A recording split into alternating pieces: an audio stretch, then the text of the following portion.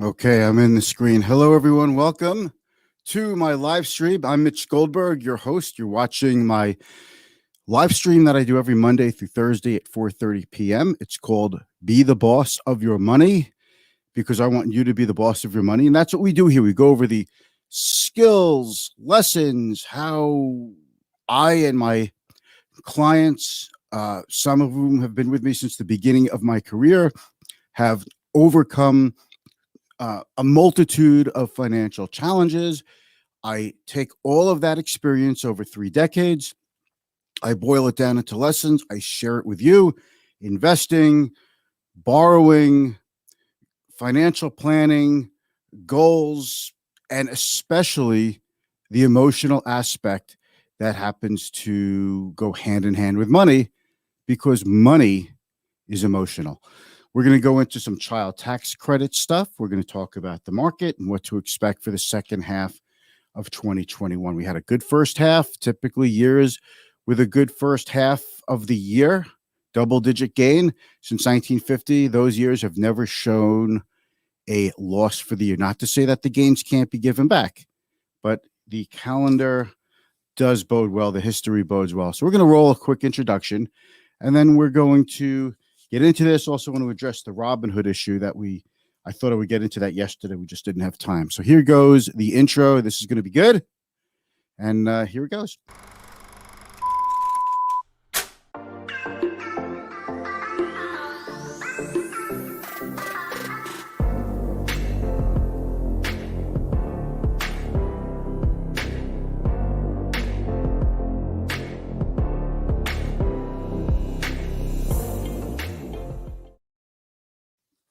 Okay, thank you for joining me. I'm Mitch. If you're just joining us now, this is my live stream, and I just want to make sure I'm on the right camera. I've got so many cameras on me. It's I'm going to go back to camera 2. Okay, that's better. I'm just resetting up my entire live stream. I've been broadcasting from my home studio for the better part of the last 10 months. I've added a lot of equipment. Switchers, mixers, mics, cameras, you name it. It's a 3-camera setup now. And let's see, do I have camera 3 set up too? Actually, I like that angle. I think that's a pretty cool angle for you to get a behind the scenes look. So, I'm just trying to recalibrate it back to my office. My wife's been going through a pretty heavy duty illness. And she's getting through it. Ovarian cancer. The treatments have ended. She's done very well coming out of this. We've got a lot of great things to look forward to. So I was working from home to help out and to be available and be careful with health and COVID and all that. But I moved back to the office. This is a good week to do it because it's kind of slow. We've got July 4th coming up in a couple of days. So happy Independence Day to everybody.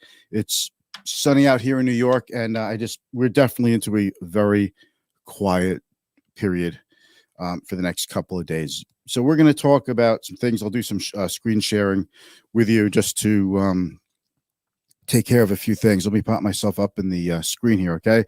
Let's just take a look at the sectors, the top performing sectors. Today is energy. Energy has had a very strong year so far. Utilities up today. Utilities have been lagging a little bit. You can see let me make this a little bit bigger so you can see it on your little screen. Okay. All right, there we go.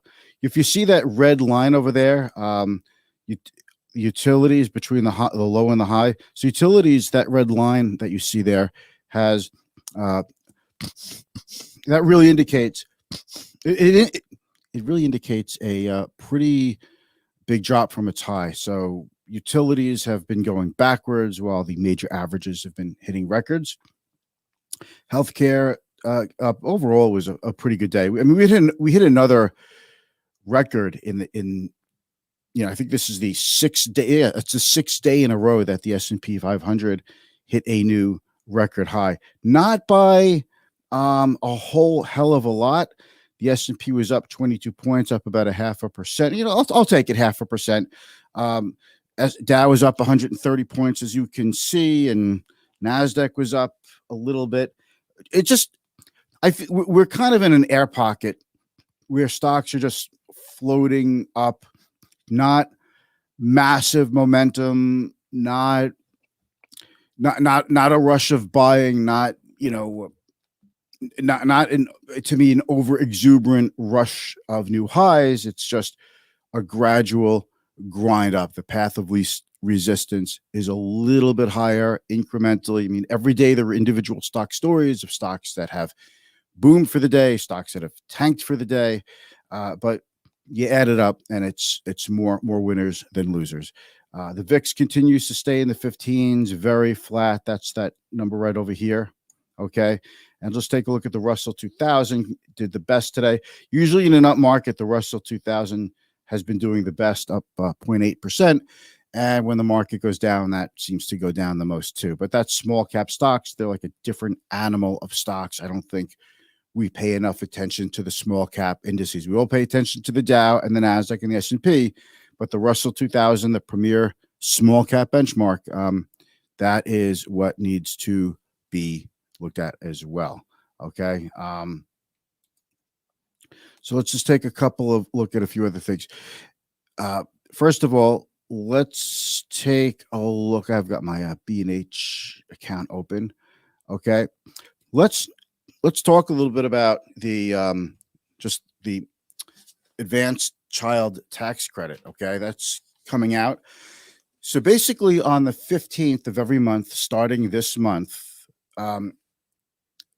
the people who qualify for the child tax credit, if you have children 6 to 17, they will get a $250 per month payment. You'll get the credit, and the parents, and children 5 and under will get $300 a month. Okay. And that's for 6 months. It's based on your 2021 income. And obviously no one has filed their 2021 taxes yet. We're not doing that till April of 2022. So this is an advanced tax credit, which is going to go to 36 million households, which covers about 90% of all families. And it's actually expected to lift a huge number of children out of poverty. And this is going to go on and, through 2025. I know there is some talk about extending that or making it permanent. There are no taxes paid on this because it's a tax credit. It is a money going to you, regardless of, it's money going to you. It's tax. It's a return of money to you. That's what it's considered, even if you don't make money, but you do have to file a tax return or file a form with the IRS to show that you are eligible and that the IRS has your information. So anyway, there's no tax on the money because it's a tax credit. Okay. It's not a deduction. It's actually a tax credit. There's a difference. So that is a very big thing. And it's going to go out to individuals who have a child between 17 and under. Will get the money. Will get the most as long as they make under $75,000. At $75,000, it starts to phase out, and it phases out little by little. And at for couples, it's $150,000 to get the full benefit, and for head of household, it's $112,500. So that's how this is going to work, and it's going to phase out when you get closer. For an individual, for a married couple, for example, it phases out at about $440,000. So there's a pretty long phase out. But the point is, if you don't qualify and you make too much money for this tax credit, you do still qualify for the $2,000 annual child tax credit, which we've had even before the pandemic. So there's something in it for almost everybody. And I think this is going to keep retail spending pretty strong. That's where the money's going to go. It's going to be spent. Travel, leisure, discretionary items, definitely, you get my drift. It's all going to be spent at retailers. That's the expectation. And that's kind of what we want. We don't want people hoarding the money. When you and I save money, it's good for our economics. But if everybody saved money and stopped spending at the same time, that would throw the economy into a recession. So if you get into the 2022, because this credit is it's a credit you're supposed to get in 2022. But if your income for 2021 is too high for this year, you'll have to give the money back. So some people say, well, I'll take the money, and if I have to give it back, I'll give it back. And some people don't even want to be bothered getting the money. But for those who qualify for this child tax credit, you get the first 6 months for the rest of this year, July through December, 6 months. The second half, to continue that for the rest of for the 2021 year based on your taxes, when you file in 2022, you do have to file your tax return to get the rest of it. If you don't file your tax return, you won't get the rest of it. So I wonder if this actually improves compliance or gets people to file quicker. It certainly helped this year. People file taxes as quickly as they can to get some credits. So that is a known fact. Okay. So I just wanted to quickly give you an update. There's a ton of information on the internet for you to read and look at, so I won't go into it anymore. It's not like it's not like I'm telling you anything you don't know. If you have any questions, by the way, of what we're talking about now or anything related to investing, personal finance, etc., definitely hit me up in the comments. I'd love to hear from you. And we've got somebody out there. Hey, it's Dr. Phil, something for everyone except for the one paying the taxes.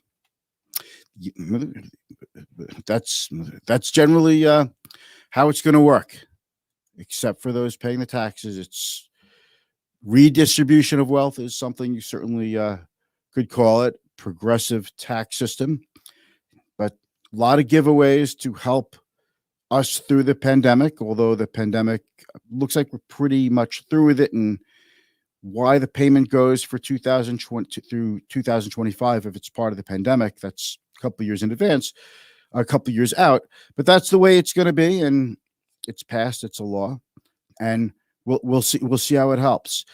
It could cause some inflation. That's something that we've been talking about. It will cause there is inflation, and this will add to it. But inflation isn't necessarily a bad thing as long as we have the growth to go with it. Inflation is a problem when it chokes off growth, when things become so expensive and businesses and consumers have to start cutting back on purchases, materials, supplies, etc. And then we're left with high prices and less business. And that is where we get into trouble. And then the Fed has to jack up interest rates to make things even worse. I don't think the Fed is going to get to that point where they have to jack up interest rates, because I do think a lot of the supply constraints get cleared up. And since 1980, when the PC was introduced into the office setting, inflation started to go down. I know a lot of people give Paul Volcker credit for squashing inflation. Federal Reserve Chairman Paul Volcker, who was appointed, I think in 1978 by then President Jimmy Carter, actually. But I think he gets too much credit for tamping down inflation and sending the economy into a double dip recession in 1980, 82. 8081. He gets too much credit for that. I think the credit goes to the advent of the PC, because that started this massive automation and productivity boom. So let's move on. Tomorrow is the big economic number. It's the Department of Labor figures. The expectation is 683,000 jobs are created. That's a big number. The last time we had a big number was about 1 million 2 months ago, and it was a big miss. But today, first time initial jobless claims came out, and they were a lot lower than expected. They were down to 364,000. The expectation was 390,000. So I think whatever the employment report, even if it's a miss to the downside, I think the market just goes right over it. And if it's to the upside, the Fed has already said they're going to do what they have to do and scale back on their bond buying and raise rates, and they've pulled their timeline forward already. So I think the market's just in a general drift higher, and I don't think anything is going to. I don't think the number tomorrow, I should say, is not going to stop it. That's my opinion.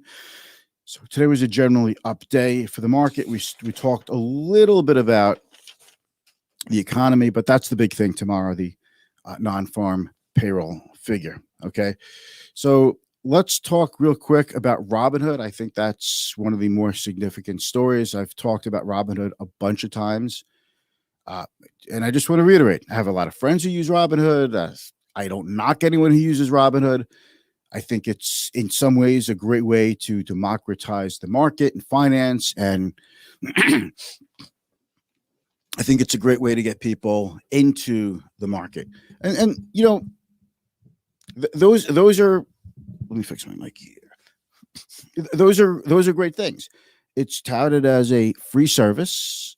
We know it's not free. It's when something is for free, then you are the product. It's payment for order flow. So Robinhood has used social media engineering, just like any other social media platform, like a Facebook, for example, to keep you coming back. They hit you up with alerts constantly, comments from other people, and you get glued to it, and it encourages you to trade. We all know that over trading is the worst thing that you could do as an investor. This has nothing to do with investor education. A lot of people are trading thinking they're real smart, but let's remember, we're in a bull market, and most of you who are trading would have been just better off owning quality stocks or index funds or ETFs and just leaving them alone. You would have been better off with that. I took a look at the meme stocks. These stocks are so far off their recent highs that I'm thinking most people who jumped on the meme stock bandwagon, you know, the AMCs, Bed Bath and Beyond, COS, GameStop, you know, most people are probably underwater, losing a lot of money. And the same thing goes for crypto. That's two big things for the first half of this year that were really newsworthy. So I think, you know, a lot of people are not making money on these meme stocks. It's a handful of people. Most people are Johnny come latelys and they're getting squashed. That has a lot to do with Robinhood because that's where people trade these types of securities. I don't know if you really want to call crypto a security. It's a tradable thing, but the IRS recognizes it now as taxable like a security. So if you made a lot of money on a crypto and you sold it, you have to report the gain. It's the very first question for 2020 tax returns. If you took a look at the Form 1040, which you presumably filled out and signed, even if you had an accountant do it for you, you still signed it. If you had your accountant do your taxes, okay, the very first question, before it even asks you what you made for 2019, the very first question on the 2020 1040 is, did you own, trade, or hold or invest in any cryptocurrency / assets? And if you say no, and you did, well, now you're lying on a tax return. You don't want to do that. Some people think they'll never get caught, so they do it and it'll be a small fine, but we'll see how the compliance goes. But it's up to you. I don't tell people what to do. I'm just sharing with you the rules and what I would do. Okay. So that's that. So Robinhood paid a roughly $70 million fine. It's actually in two parts, like $57 million and then a $13 million fine. But the point is, it's the biggest fine ever levied by NASDAQ, by FINRA, for so many failing to tell their clients how they get paid, failing to do their proper due diligence when clients opened up a margin account or an options account. And everybody's saying, oh, Robinhood's taking over the industry. Yeah, well, when Robinhood doesn't have to follow the rules that the rest of us have to follow, sure, it's easy to gallop ahead.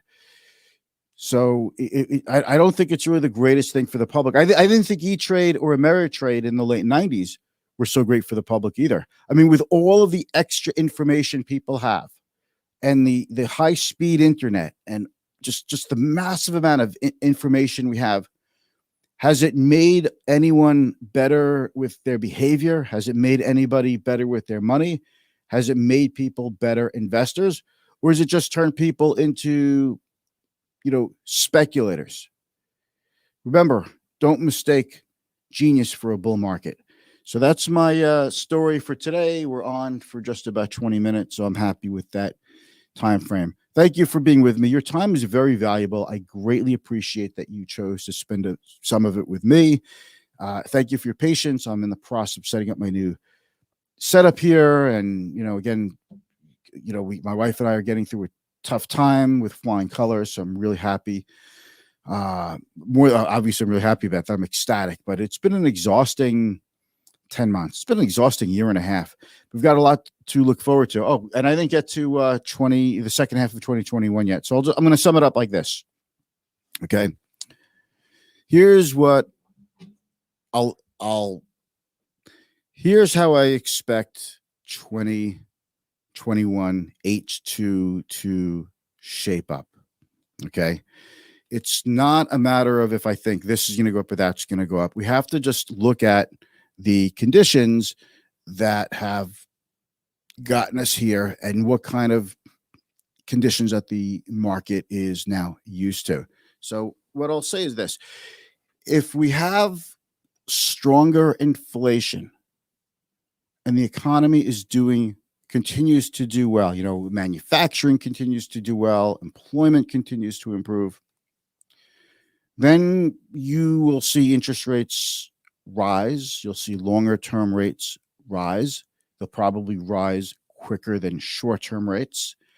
And that'll be really good for the cyclical / value trade. That'll be really good, for example, for bank stocks, for energy stocks. And if we go into a slowdown and it turns out the Fed is even more right, the Federal Reserve, if it turns out that the Federal Reserve is even more right than it thought, and the inflation is not that, and the rising inflation we see now is not only transitory, but goes down below even where it was in 2019, that is a negative indicator for the economy, and that will say things are slowing up, and that would be good for the secular growers, secular growing tech companies that we saw do well in the pandemic. I don't think a COVID resurgence, the Delta strain, the Delta plus strain, slows things down for the stock market, maybe for the economy. But again, if we go into another lockdown, for example, you just go back to what worked, from March of 2020 until the end of 2020. You go back to the work from home, stay at home stocks, right? The Amazons, the Facebooks, the Zooms, the Teledocs. And if we keep coming out of the pandemic, out of the recession, which, believe it or not, the official end of the recession has not been called yet. But if we keep growing this way and inflation continues to ramp up, then again, you'll see interest rates rise. Longer term rates, I would expect, will rise quicker than short term rates because the Fed could control short term rates. But when long term rates go up, that's really done by investors selling bonds. Then you'll see banks, industrials, materials, the cyclical trade will take over. This is why I say own both, because it's really tough to time which one is going to do better than the other. I say own both, rebalance between the two. When one goes up a lot, maybe take some chips off the table, put it into something else. And that's what I expect to see happening for 2021. It's a pretty simple story, just a continuation of the back and forth, up market, down market, but generally in an uptrend that we've been seeing now for about a year and a quarter. Thank you so much.